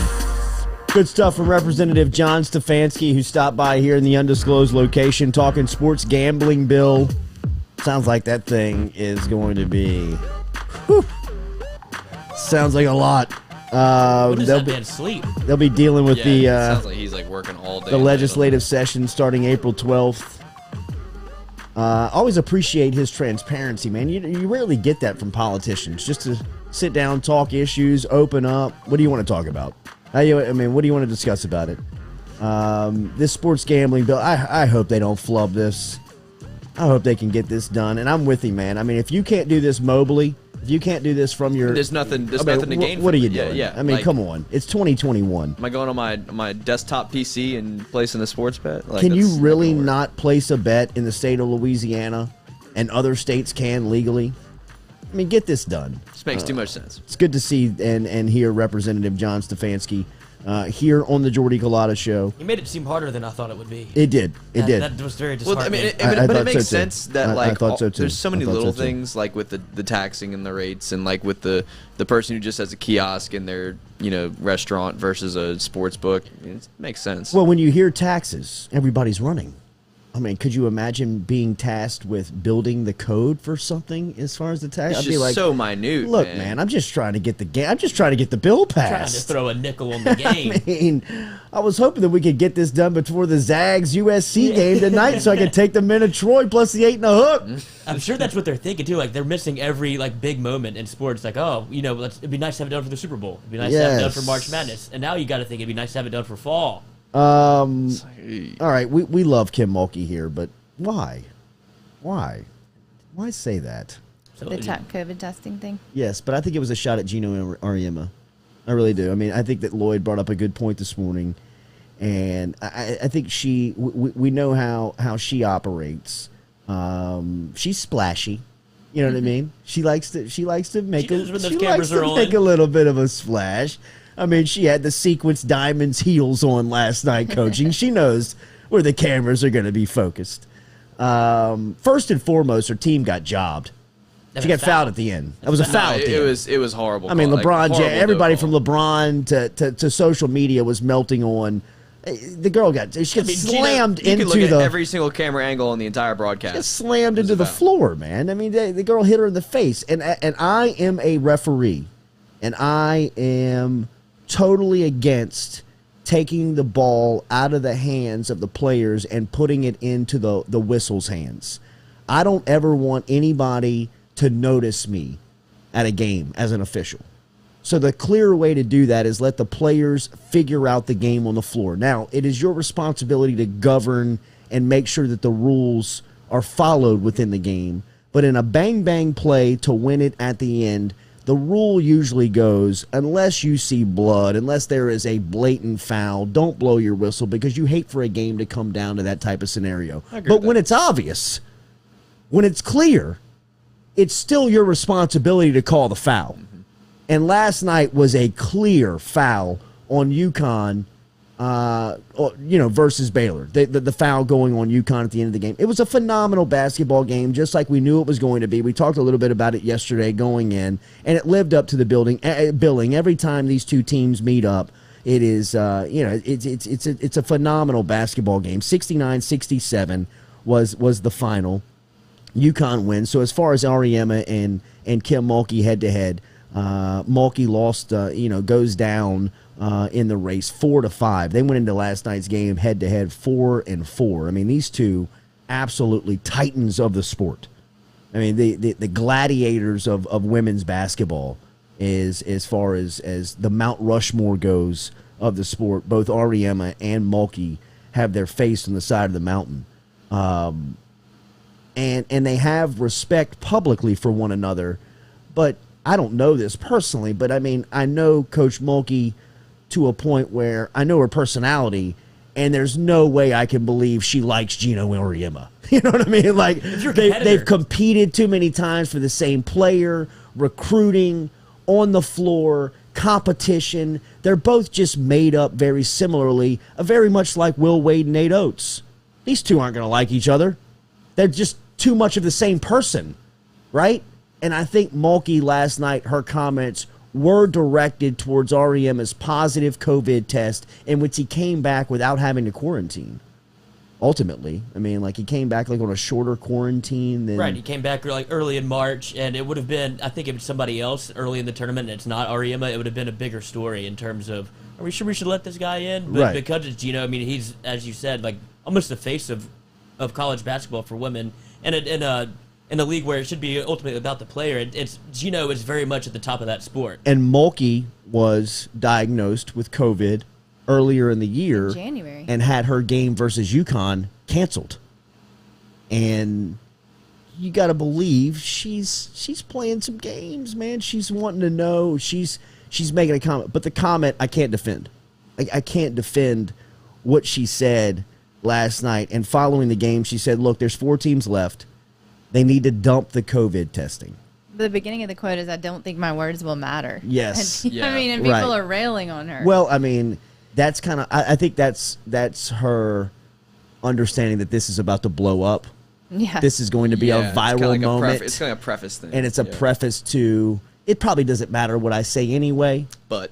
And it always kind of gives her the opportunity to say, look, I didn't think it was going to be that big of a deal. Yeah. I mean, if you remember, I said right before I said it, nobody's going to matter. But she went on to say, there's 4 teams left. They need to dump the COVID testing. Wouldn't it be a shame to keep COVID testing? And then you got kids that end up with positive tests and they don't get to play in the Final Four. You just need to forget the COVID tests. You just, why? You know what I mean? It's much like what Ed Ogeron said a couple of weeks back in admitting that he hired people that he didn't interview a year ago. Why say that now? I don't know. Why? That doesn't, there's nothing good that's going to come from that. No. And much like she probably understands this, she knew that. She knew in saying that was going to cause a reaction. She had a point to make, and she thought, I'm going to slide this in at some point. Let me dig, and it was probably at Gino in the NCAA, but it came across to the public as very it doesn't sit insincere. well. Yeah, it's just very It's putting a basketball game over the health of a person. And that's ultimately what it is. Jive well. That's ultimately what it is. Yeah. You're putting the game ahead of the health and safety of the participants in the game who are student athletes. And it also, to me, is a quote that screams job security. Yeah. You know what I mean? It screams right in the face of all of this backlash. Yeah. Because whether she knew or did not know the temperature in which this was going to cause, she also knows deep down in her heart that it don't matter what happens unless, it is something egregious. She's coming back to work tomorrow. Yeah. If she wants to. Yeah. Right. You know what I mean? Yeah. And I think that there is a little bit of that in there, but you can't defend that quote. Whether or not how you feel about it doesn't matter. It doesn't matter how you feel about it politically, or what side of the line you fall on. Publicly, as a leader of young women, you can't put that on the record. You can't. She is a recruiting savant and will overcome this, but I'd imagine that she will answer some questions about this in the living room. 100%. From a grandmother, from a mother, from Yes. a father, from a sister, from somebody that has been ill-stricken from the virus, from somebody that has lost a family member. Why would you make that comment? I know, What did why you don't mean you when you think said that comment? Did you understand that you were that affected me when you made that comment? She is going to have an explanation when this, she is going to be dealt with this, and I think it's going to be more intense from the people that she deals with on her team, more over than the people that cuts her checks. Yeah. I don't think that she's going to hear a lot of repercussions from her bosses and from the athletics director at Baylor University. I think she'll hear more from her players. I agree. Yeah. Her players' parents, people around the support system, and people around the program. Do you think she issues another statement? She probably will issue an apology, I would imagine. She's going to have to. I would think she would over the next 24 hours. I think that In the moment. I mean, she wears her emotions on her sleeve. Yeah, and you watch the game, you understand how she feels, what she feels, when she feels it. And some of the glares that she sent to Ariema during that contest, I mean, it shows you how they really feel about one another. And even Ariema's comments about when somebody said, "Did you hear what Coach Mulkey said about this?" About the foul stuff at the end of the game. Forget the COVID testing. About the foul stuff, how LeBron James tweeted and Gino Ariema's daughter even tweeted that it was a foul, and some of the comments he made to the press back on that is kind of in the face of Mulkey saying, "Hey, what are you going to do about it?" I mean, if 3-4 years from now, when you're talking about this game, nobody's going to really remember that they missed a foul call at the end of regulation. They're just going to see the final score and realize that UConn won by 2. What do you want me to do? Just as I would expect that if Mulkey was sitting in the win column last night, she'd have had something that was very sarcastic and smart ass right back to Gino. So that's why I love the sport. That's why I love that competition, that rivalry, those two going at one another. Not necessarily that I love the sport of women's college basketball. When you can put those two on the same court going at one another, I'll watch. I watched that last night. But you can't defend those quotes after the game. And I love Coach Mulkey. I mean, she can do no wrong in my eyes, in the sense of, I think she's a great leader. I think her record speaks for itself. I think her mentality and what she teaches is absolute great for our youth. Absolutely great for our youth as far as building, competitive-minded, smart business people that can go on and succeed in the world. But you can't say that. You can't say that. You just can't say that as a public figure and somebody who's tasked with leading young student athletes. It's just not going to jive. But she'll be safe on her job, but she'll have questions to answer. She'll have some pushback on that. Remember, everything is podcasted over here at the Jordy Culotta Show, so if you missed it, you can find it. And that's compliments of RMB Builders. Rhett Bourgeois and his crew, 9217062. Online at rmb-builders.com is where you can get to them. But Rhett and the crew, if you need a commercial reconstruction, if you need something around your business done, they are commercially licensed and can help you. If you need individual houses, custom homes built, remember they can help you out over at RMB Builders, 9217062, or online rmb-builders.com. And Hub International is the insurance, the official insurance company of the New Orleans Pelicans, the New Orleans Saints, and the Jordy Culotta Show. We'll be back with, man, you know what? We should have had Stefanski knock down a couple of jumpers for Harper's here on a Friday. Yeah. As Friday? No, rather than Friday, because we missed the Friday. We did. We missed Friday. How you feeling over there? This is the toughest angle on the court. I wish I had a little short I don't quarter think anyone of 3. knows what day it is, because it says this is Wednesday's show on our YouTube. Wow, Lizzie. Isn't this Tuesday? No, it doesn't. Wow. It does. That's okay. Well, tomorrow You will think be it's Thursday. Friday? Good thing the Jordy Culotta Show hasn't inducted the drug policy just yet. I'll pee. Wait, which drugs are we testing? Oh. Oh. Go ahead, Liv. Go ahead, Nikki. Oh, almost. Mikey! Oh, might get a little hot there. Goodness. It just says March 30th. What are you looking at? On Wednesday's show, we get the Final Four stuff. as we Just the preview the final 2 description. games. Did you make it? I did not. No, did you make the The shot, Jay? description? No, I did not. No one did. You held that finish like you did. We need to That get wasn't little even Jay. close. Somebody put a call into school. Get this kid here. Check him out. Yeah. Need a All gift right. card to give away. Enjoy your Tuesday. Let's see if we got somebody in the bunker that we can get inside of. Harper's. Tom Granning came over here the other day, and it was like he got mugged. He was like, "Geez, I went and saw Sam Willard. All I had was 250 on the books, and next thing you know, I'm walking out of there. I felt like I owned Harper's. They He changed was the name out to a lot that Granning's." day. All right, let's see who's in the inside of the bunker. Doug Terrio, you're our winner today. Get over to Harper's, Highland Road Shopping Center, right next to French Market Bistro. Stop in and see Sam Willard. His head is as fat as it looks on the back of that goal. You will not be able to mistake or miss Sam Willard when you walk into Harper's Haberdashery today. Make sure that you say that you heard it right here on the Sam. Jordy Culotta Show. He doesn't care, Jordy. I heard you talking about my head again. Huh? Telling everybody I had a fat head? You tell everybody that your uncle's too expensive in his landscaping company? Do you tell them that? All right. Enjoy your Tuesday. Is it Tuesday? It's Tuesday. Tuesday. All right. Maybe. See everybody. I don't know.